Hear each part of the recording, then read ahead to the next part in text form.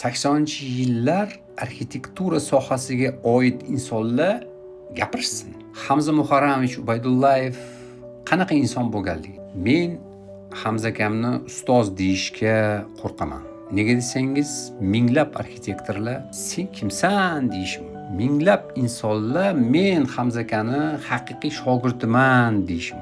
Hamza Muharramovich shogirdi bo'lish bu sharaf. Ubaydullayev Hamza Muharramovich O'zbekistonda xizmat ko'rsatgan arxitekt, Sharq mamlakatlari xalqaro arxitektura akademiyasini akademigi, professor. Mehnat faoliyatlarida 11 ta arxitektura fanlari nomzodiga ilmiy rahbarlik qilganlar. Hamza aka rahbarlik qilgan vaqtda arxitektura fakulteti nafaqat O'zbekiston, butun SSSR oliy ta'limoti muassasalari ichida eng kuchli reytingga ega bo'lgan. Uspevayimiz 98% edi. Arxitektura va rassomchilik san'ati bu ikkita yo'llanmani bir qilish. Bu oson emas.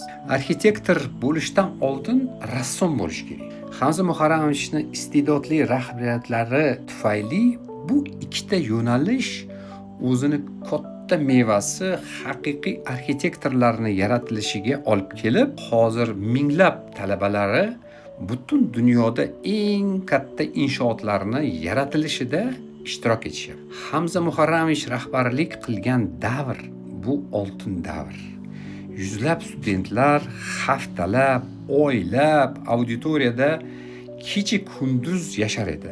Hech kim uyga yoki общежитиеga ketishi xayoliga ham kelmasdi. Ijod atmosferasi 1000 darajada qaynar edi. Shu qatorda bizlarni o'qituvchilarimiz ham biz bilan qo'shilib ijodimizga ijod qo'shishar edi. Hozir qaysi rahbar auditoriyada kechasiga qolishga ruxsat beradi? Hech qaysi rahbar bunaqa ish qilmaydi. Hamza Muharramovich juda yaxshi tushunganlar.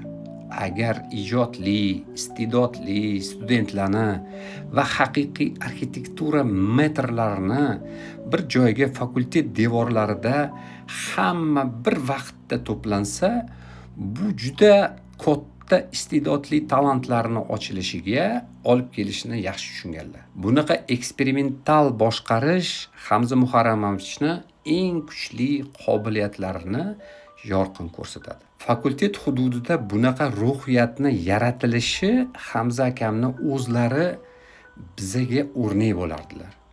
Har vaqt kostyumda, galstuk ko'rinishlari o'zi bu haqiqiy rahbar, intelligent edilar. Hech qachon baland ovozda gapirmaydilar. Lekin studentlarni kabinetga kirishi bu xon huzuriga kirish deydi.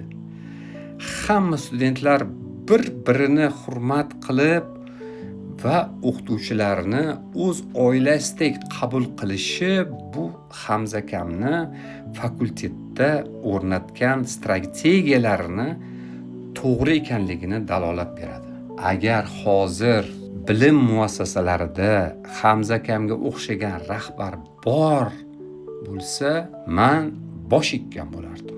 Hamza Muharramovich fakultetda rahbarlik qilgan davr bu oltinga ham topilmaydigan davr.